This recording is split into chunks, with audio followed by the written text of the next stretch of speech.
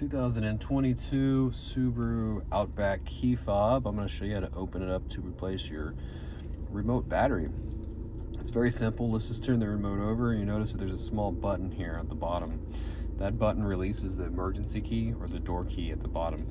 We're going to want to do that because it gives us access to open the remote without damaging it. What you're going to do is you're going to push it with your thumb and then pull the key out the bottom. And once you have it out, you want to keep the remote with the buttons facing down. And there's a couple slots here. You got this one where the emergency key came out. There's a slot here in the middle. There's kind of one right here also that's this way. We're gonna go after this middle one, like this, with the small flathead screwdriver. Okay, can you see that? And this is the middle point of the remote. Put your screwdriver in here and just give it a twist. And you'll see that it opens it up. Cracks it open with no damage to the remote. I'll do it again. Right here in the middle. Open it up. Okay, don't do it as hard as I did right there. So we almost lost it. And that's why you want to do it with the buttons facing down. What you can do is you can take this board out of here, set this off to the side. We don't want to work on it with it in here because it's easy to pull this button out, and there's a spring, and once we do that, it kind of shoots out. It doesn't break it, but it can come out real easily. We can lose it. We don't want to mess with that. So we're going to take the board out like this and work on it like this.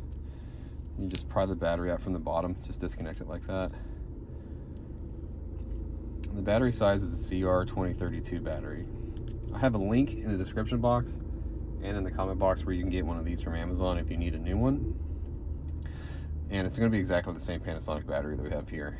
So they're very, very cheap there. They're probably about $5 for two. So you can go ahead and get that there if you want. But the positive sign goes in first, or facing up. We put this side in like this first and just lock it in. It's fairly simple. You just reverse what we did before. Make sure we go ahead and put this in here like this. There is a little rubber seal down in there. We need to get the remote around and just wiggle it back into place.